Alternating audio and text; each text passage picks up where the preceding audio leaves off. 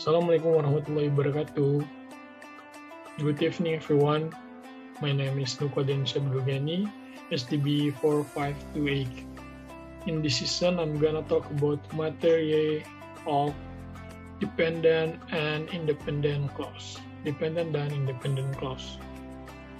So, before we gonna talk about dependent and independent clause, we're gonna talk about definition of clause. Clause atau dalam bahasa Indonesia, klausa merupakan gabungan dari dua kata atau lebih dengan syarat terbentuknya suatu clause adalah adanya subjek dan verb. Jadi, clause that's a combine of two sentences and more and must have a subject and verb. For example, I eat rice. I went to La Paz. I subject rice. Eat, that's verb. I subject went verb. Jika suatu gabungan kata tidak memiliki subjek dan verb, atau hanya memiliki subjek tapi tidak ada verb dan sebaliknya, maka gabungan kata itu disebut dengan frase atau frasa. So, if combine of two sentences no have subject but have verb and no if have verb and no subject, it's called frasa or frasa. Dengan kata lain, frasa merupakan potongan kalimat tanpa subjek atau tanpa verb. So, frasa have a part of sentence with no subject or no verb. For the example, good morning, a good book, the leg on the table, and another. Okay, we're gonna talk about the independent clause and dependent clause. The definition of independent clause, so dapat disebutkan juga dengan kalimat lengkap karena sudah mempunyai subjek dan verb yang dapat berdiri sendiri sebagai suatu kalimat. Independent clause mengungkapkan suatu gagasan yang utuh. So di sini explain that independent clause is a complete sentence, have subject and verb. So independent clause that have a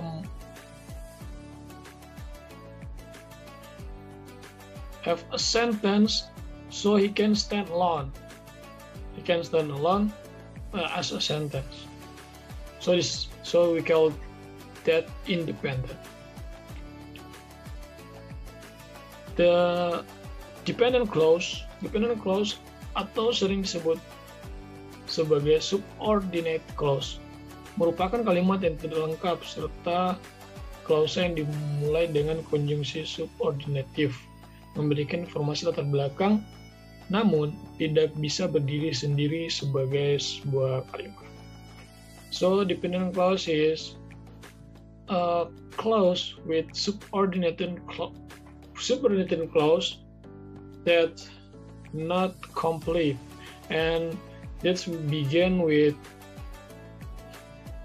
subordinating conjunctions. Oke, kita masuk ke contoh independent clause. Before we gonna talk about that.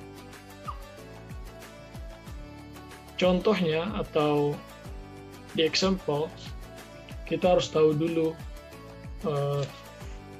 formula independent clause, yaitu subject plus verb bisa jadi menjadi sebuah sentence. For the example, he never comes late to La Paz. Dia tidak pernah datang terlambat ke La Paz. WBP called his mom yesterday. WBP prefers the site to sport. The ceremony of remission started at 7 a.m. WBP cleaned his room every day, and more another. So this is subject and verb. WBP subject and verb. WBP subject and verb. Subject, verb, verb. Subject, verb. So it's sentence. So dependent clause. Sesuai yang sudah dijelaskan di atas, dependent clause merupakan sebuah clause yang tidak bisa berdiri sendiri. So, dependent clause is a clause but cannot stand alone. Solusinya adalah dengan diawali dengan konjungsi subordinatif. That the solution is will begin with subordinating conjunction. Like if, when, while, after, although, as, because, before, even if, as if, even though, unless, until, in order to, since, so, whatever, whenever, dan whether. Bisa dikatakan, konjungsi subordinatif merupakan kata sambung agar dependent clause memiliki arti yang seutuhnya.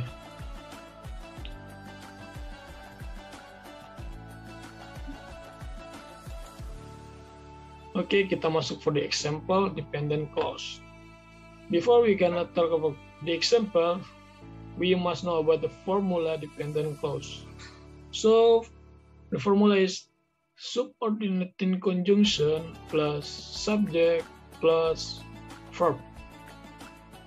For the example, I want to spend my holiday in La Paz because La Paz is so interesting. La Paz because La Paz is so interesting. The subordinating conjunction is because.